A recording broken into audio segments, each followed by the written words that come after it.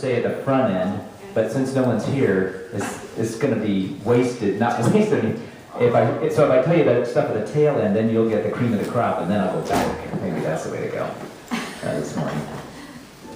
So, one of the things that I got turned on to at the last conference I went to on economic justice is a community called Oiko. I think it's Oiko Credit. Does anybody know how to spell O-I-K-O credit?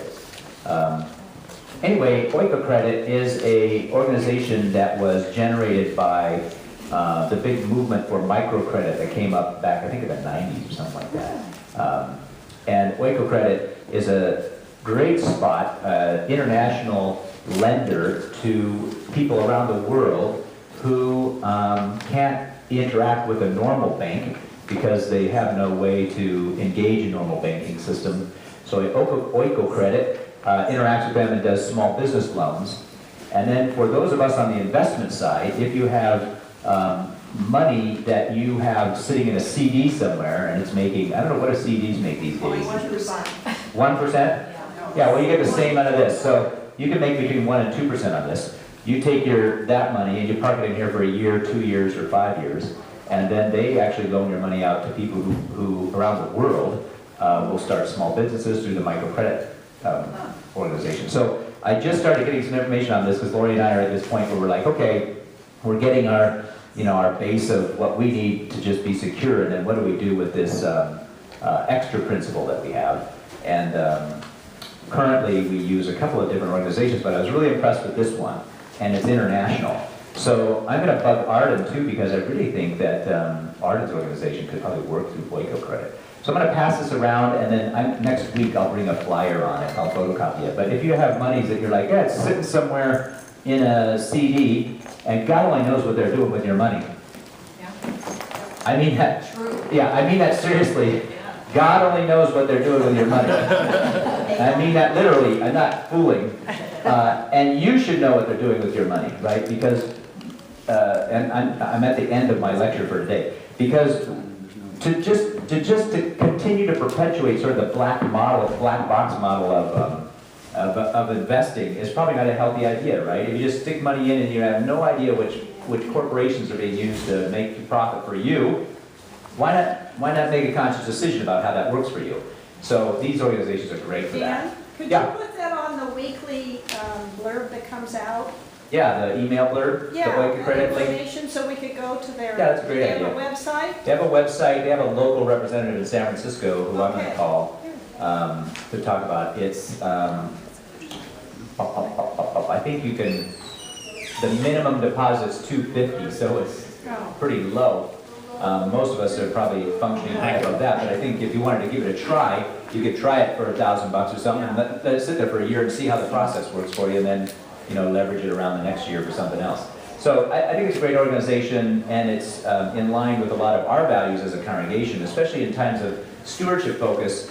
We don't want to just talk about giving money to the church, but how do you actually use your finances in the world to make a difference? And we all have enough to do something, so I will do that. I'll post that and also bring a copy of this.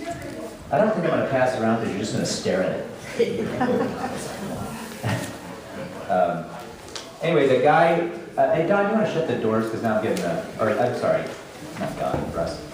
The guy who I went to listen to at the forum on economic justice is a guy by the name of Ched Myers, and Ched Myers is the author, or one of the authors, of the book that we're using to study Mark. So those of you in the Mark class will kind of have a sense of what Ched is up to. But Ched proposes, and this is where now I'm beginning this lecture for those people sitting around so long.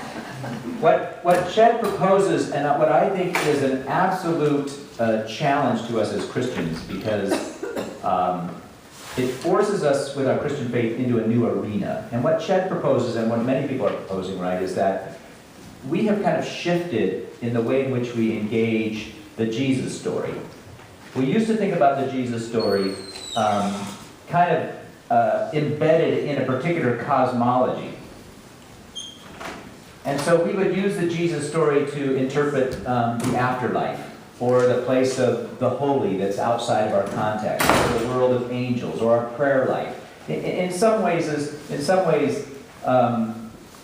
Christianity deals with the invisible world, right? The world you cannot see. And so we constructed for years a whole church teaching, or what they call dogma, that explains an invisible world. And faith was believing this invisible world to be true, right? That God, if you pray, God intercedes on your behalf. That when I grew up, I used to think there might be a guardian angel. You know, you think about all the images that we embed or have been embedding into our children's education and even into our own lives. It dealt with, or it picked up, what I would call the cosmological worldview of the ancients, and it perpetuated it as religion in our time. Well, many scholars now have said, look, we want to disengage the Jesus narrative from the cosmology and say that, you know, the whole construct of the time and place in which Jesus lived was birthed out of a cosmology that no longer is relevant today. And just to admit that that cosmology doesn't work for us today, so that's all right. I'm okay letting that go, so that I don't have to believe in kind of what they call the three-tiered universe, you know, a heaven up above in which God and the angels function, and then earth in the middle, and then the evil part down below. And that was their three-tiered cosmology. That was the cosmology that birthed the whole Jesus story, right? So when Jesus is baptized, right, what happens? The heavens open up, right? And that tier of the universe becomes visible. We can see this cosmology at work. And so we move beyond kind of a religion or Christianity as a perpetuation of ancient cosmology. We move beyond it. But what's happened is we picked up, and you hear this all the time, more of a historical or contextual approach to understanding who Jesus was and what the gospel is. So that now we see, we're trying to understand Jesus within his particular framework of history, time and place, and Paul within his particular place in history, time and place, and we're, rather than interpreting it through this cosmology, now we're using this information here as our interpretive tool to understand what Jesus was really talking about. Does that make sense? Do you see the shift? And so now we talk about Jesus as a peasant, a Jew around the Sea of Galilee under strenuous economic times, under Roman imperial domination, living with people who were marginalized in that socioeconomic framework, bringing them good news to the poor. All of that now is framed in this historical contextual framework. And that's more how we try to understand Christianity for today. So we made this shift from here to here. When we left this, I was delighted because I was really struggling with this kind of cosmology. For example, the first thing I wrestled with was when I was in high school in biology class, and they're teaching evolution, right? And evolution made kind of perfect sense to me. Yet it was counter to my religious cosmology, because God created the world in 7 days. That's what I read, and I had a cosmological viewpoint birthed out of my religious tradition. And so once we kind of put this in perspective, it was very freeing for me personally, because I no longer had to link my modern or postmodern sensitivities to an ancient cosmological worldview. And I can see where they're coming from their worldview, but I don't have to adopt it. So this was very free. This, at first, seemed very tempting, right? Because I'm like, yeah, I like this better. You know, it's Jesus in his context. But the challenge becomes, and this is what we're going to face a little bit as we wrestle with this notion of reconciliation. This historical context is about as far away from our time and place as this cosmology is, right? That I don't know if you noticed, but while a lot of scholars try to say we're now in we are the Roman Empire today, I would disagree with that. I don't think that the historical context in which we live today is anywhere close to what Jesus and Paul were facing in their time. We just don't, there's just no way for us to understand that situation. And so we've got this real problem because, or at least it's not a problem, maybe it's a challenge, because the actions that are taken out from Jesus' response to his historical contextual situation those actions are going to be determined by this. But if this doesn't exist for us anymore, then the question becomes, as we put Christianity into action, right? If we're going to take our Christian faith, put it into action, then what in the world do we fill this with? What is the present historical context that we live in that we can live out our Christian faith in an appropriate way? And the only way I think that we can begin to even pose these questions, and we're going to do a little bit of work on this in the next few weeks, is to at least be attentive to these two things. And to see if we can somehow migrate the values or the perspectives from these two places into our current landscape. And that's probably the best that we can do as Christians. It makes it really hard, it makes it really challenging, but that's the best we can do. Yeah? I'll put it in the way I think I hear you.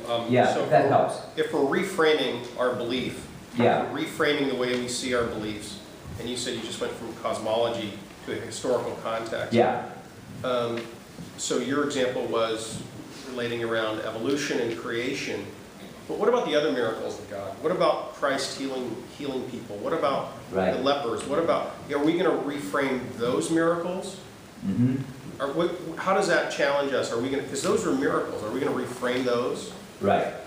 Well, what do you mean by reframing? So if I told you that in parts of Africa today, and this is true actually, in parts of Africa today, rather than go to the doctor, they continue to go to the witch doctor, the community witch doctor, because they believe in the power of the witch doctor to heal them of their disease, right? So if I were to drop you into Africa and say, look, in an African context, their cosmology puts as much trust in the local witch doctor as they do in the Western medicine doctor, which doctor are you going to go to? If they're still operating out of a cosmology that lets them do both, which one would you go to? It's actually simpler than this. So Yeah, okay. Perhaps it's the same Jesus' same struggle against the was it the Pharisees? Yeah. Mm-hmm. We could find a parallel today to our own struggles. And Right. if Jesus was here today, we'd probably have his own type of Pharisees, right? Right. Right. So that's being able to apply it historically.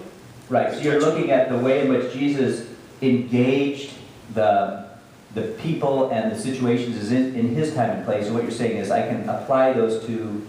Well, yes, of course. our But changing from the cosmology, those were miracles that were put there. Mm-hmm. And some of those came from ancient Judaism. Right. And there was a lot of mysticism. You've preached on this before. Mm-hmm. And so are we going to leave some of that mysticism? Or are we going to just try to apply more to historical contextualism? Historical context? Right. Jesus, when you read the story, Jesus heals people with God's powers as a miracle, right? Right. Well, that's the tricky part, right? For me personally, what I hold still from the ancient cosmology is kind of an openness to the mystery of life. That while I don't think, my sense is that the way in which they framed Jesus' healings was through the cosmological viewpoint of miracle. They were miracle healings for them, right? But there were miracle workers on every corner in Jesus' time and place. So miracles didn't make him exceptional at all.